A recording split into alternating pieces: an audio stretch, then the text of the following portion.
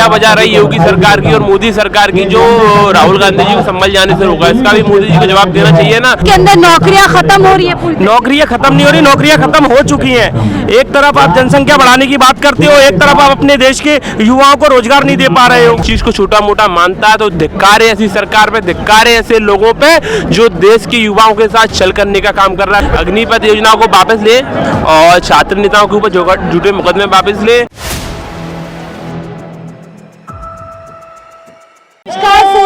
देख रहे हैं आप, मैं आपके साथ शाहीन खान और इस समय मैं दिल्ली जंतर मंतर पर मौजूद हूँ। NSUI national student union of India यानी कि कांग्रेस का जो स्टूडेंट विंग है उनकी तरफ से आज एक बड़ा प्रदर्शन रखा गया है शिक्षा और बेरोजगारी को लेकर के। आप तमाम लोग देख सकते हैं कि यहाँ पर पहुंचे हुए हैं ये छात्र हैं जो देश के अलग अलग राज्य से पहुंचे हैं और आज संसद घेराव यहाँ पर किया जा रहा है। आपको बता दें कि जो पूरी तरीके से यहाँ पर वरुण चौधरी हैं उनकी नेतृत्व में आज ये प्रोटेस्ट किया जा रहा है। और हाल फिलहाल में आपने देखा होगा कि किस तरीके से NSUI ने एक बड़ी जीत दिल्ली यूनिवर्सिटी इलेक्शन में जो इलेक्शन अभी छात्र संघ के इलेक्शन हैं उसमें जीती है और अलग अलग जगह से छात्र तमाम पहुंचे हुए हैं, नारेबाजी की जा रही है और शिक्षा नौकरी को लेकर के लड़ाई बताई जा रही है और तमाम तरीके से अलग लोगों का कहना है कि ये संसद घेराव करेंगे। और छात्र संगठन है लगातार, देखिए देश भर में शिक्षा को लेकर के, फिर चाहे पेपर लीक का मामला हो, बेरोजगारी का मामला हो, ये मामला लगातार खासतौर से विपक्षी दल बड़ा कांग्रेस की तरफ से उठाया जा रहा है और इसी कड़ी में ये एक बड़ा प्रदर्शन एक बार फिर से तीसरे टर्म में किया जा रहा है। हालांकि लोकसभा चुनाव से पहले जो मामला था पेपर लीक का वो बेहद जो है ज्वलंत रहा, लोग उस पर बोलते रहे, राहुल गांधी से लेकर तमाम बड़े नेताओं ने पेपर लीक का मामला उठाया था संसद के अंदर।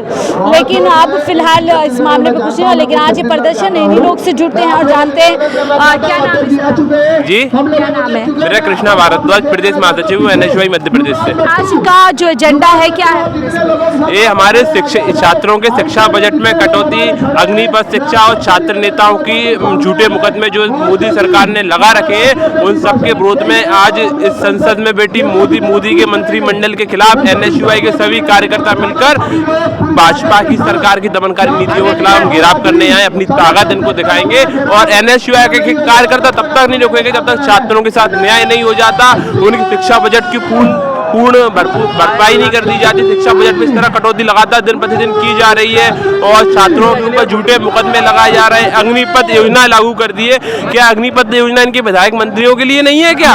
जो छात्र क्या कहते हैं हमारे सेना के ऊपर लगा दी है, अग्निपथ योजना को वापस ले और छात्र नेताओं के ऊपर झूठे मुकदमे वापस ले और शिक्षा बजट को पूर्ण जैसा था वैसे स्तर पे लाया जा, कोई बजट में कटौती ना हो। आपको लगता है पिछले 10 साल में शिक्षा का जो अवसर होना चाहिए, जो शिक्षा सिस्टम होना चाहिए, उसके साथ छेड़छाड़ की जा रही है, फिर चाहे पेपर लीक का मामला हो या इस तरीके से बजट कटौती हो? बिल्कुल, आप देखें ना, जो भी पेपर होता है हमारे मध्य प्रदेश से शुरुआत होती है, पहले व्यापम घोटाला, उसके बाद नरसिंह घोटाला और धीरे धीरे आती है वो दिल्ली की केंद्र सरकार में जो धर्मेंद्र प्रधान मंत्री हैं उनके द्वारा जिस तरह से पेपर लीक करवाया गया है नीट का, आप सबको पता। संसद से लेकर सड़क तक लगातार सरकार की तरफ से जवाब दिया जाता है कि छोटा मोटा पेपर लीक होता है, इससे कोई बड़ा सिस्टम में खराबी नहीं है। संसद में भी हमने छोटा मोटा क्या छोटा मोटा, यानी लोगों को भी, जनता को भी छोटा मोटा मानना है कि एक मध्यम वर्गीय परिवार इस छोटी मोटी नौकरी के लिए क्या कितनी अपने एक पिता अपने बच्चों के लिए कितनी मेहनत करता है, किस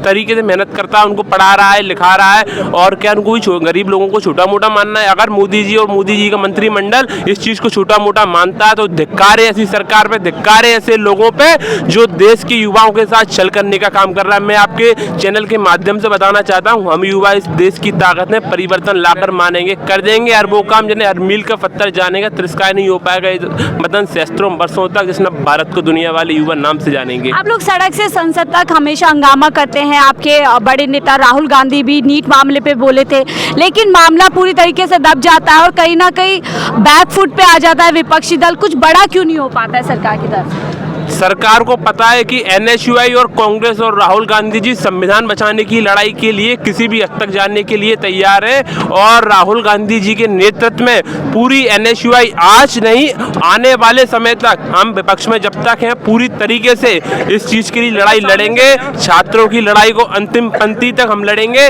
और अपने साथियों के साथ में आज हमारे जिलाध्यक्ष जी पवन शर्मा जी, इनके नेतृत्व में हम सभी लोग ग्वालियर से यहाँ पे आए हुए हैं। ग्वालियर मध्य प्रदेश महानगर है, जहाँ से एक जीवाजी विश्वविद्यालय भी आता है, उसमें भी लगातार भ्रष्टाचार के चरम सीमा पकड़ रखा है, और फर्जी कॉलेजों का मुद्दा है। हम लोग अभी हड़ताल पे भी बैठे थे। इसी तरह मध्य प्रदेश से ये चीज शुरू होती है, शुरू होते होते हुए दिल्ली आ जाती है, और इस दोनों सरकारों में लगातार भ्रष्टाचार चरम सीमा पे पहुंच चुकी है। भ्रष्टाचार की आप बात करें, लेकिन इससे पहले आपने संविधान की बात की है।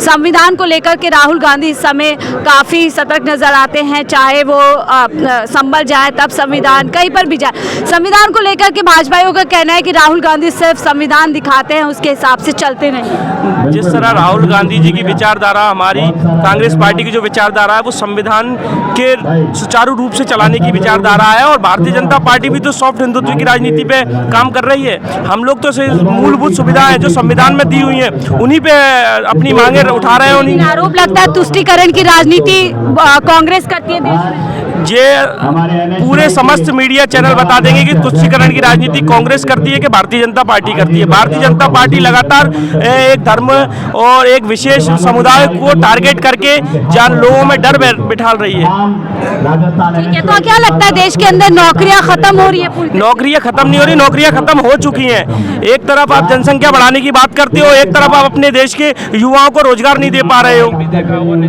राहुल गांधी संभल गए थे, उनको जाने से रोका गया। आखिर ऐसा दाल में क्या काला है जो राहुल गांधी जी को संभल जाने से रोका जा रहा है? कल नेता प्रतिपक्ष का प्रथम कर्तव्य होता है विपक्ष का कि अपने जनता की समस्याओं को जाने। कल आखिर क्या वजह रही योगी सरकार की और मोदी सरकार की जो राहुल गांधी जी को संभल जाने से रोका? इसका भी मोदी जी को जवाब देना चाहिए ना।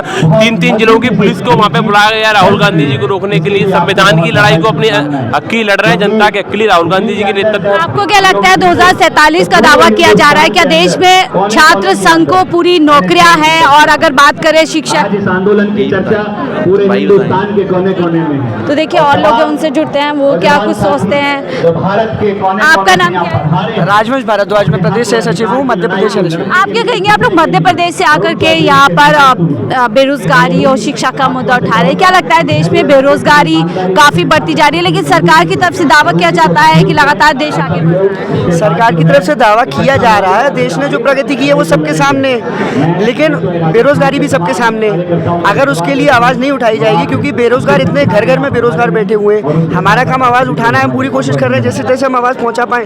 उनका अगर जवाब यही रहता है कि कुछ गलत नहीं हो रहा, तो ऐसा नहीं है, सब सही भी नहीं हो रहा है। जो सही कर रहे हैं वो अच्छा चल रहा है, जो गलत कर रहे हैं उसके लिए सुनना भी पड़ेगा, और हमें तो आवाज़ उठानी पड़ेगी, वरना उन तक कैसे पहुँचेगी। युवा भारत की बात की जाती है और युवा सबसे ज्यादा इस समय देश है। 2047 का कैसे मोदी जी जो सपना दिखा रहे हो कैसे पूरा होगा अगर युवा इस तरीके से सड़क पर? वही सबसे बड़ी परेशानी वही है। अगर आप इतनी बड़ी बात करते हैं तो आपको पूरा प्लान बताना चाहिए कि आप कैसे उसको एग्जीक्यूट करेंगे। एग्जीक्यूशन की कोई बात नहीं है, आप हवा में बातें करे जा रहे हैं, उससे कोई काम नहीं होगा। आपको या तो 2047 तक आप क्या करने वाले हैं, आपको चीज़ें सामने रखनी पड़ेंगी, लोगों को बताना पड़ेगा। हम जानेंगे ही नहीं तो बेरोजगारी, हम तो घूमते ही रहेंगे ना, बेरोजगार होते घूमते रहेंगे। तो उसके लिए हमारा काम है, हम आवाज़ उठा रहे हैं। और 1000 करोड़ों का बजट बार 100 दिन का जब अभी ब्यौरा आया था उसमें बोला कई हजार करोड़ युवाओं के लिए निकाल दिए। कहाँ हुआ?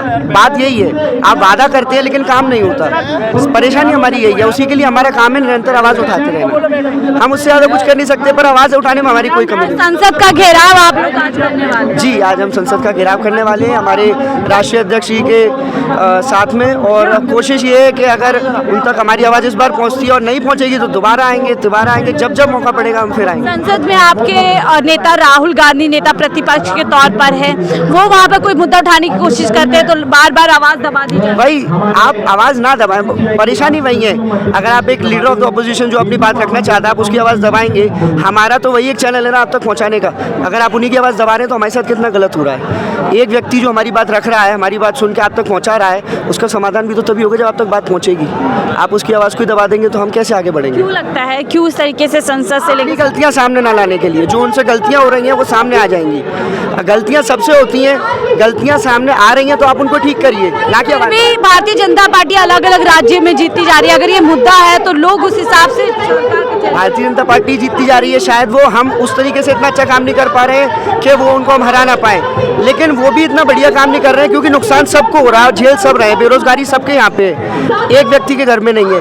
अच्छा काम कर रहे हैं तो जो उनकी गलतियाँ अगर वो ठीक करें तो ठीक है, नहीं है तो आज नहीं तो कल हमें मौका मिलेगा, जब मौका मिलेगा तब चीज़ें ठीक होगी। बहुत शुक्रिया हमसे जुड़ने के लिए। तो देखिए तमाम युवाओं से हम बातचीत कर रहे थे किन मुद्दों को लेकर क्या है। उनका साफ तौर पर कहना है कि बेरोजगारी और शिक्षा प्रणाली लगातार देश की खराब होती जा रही है, उसी को लेकर के लोग यहाँ पर आवाज़ उठा रहे हैं। आपकी क्या राय? आप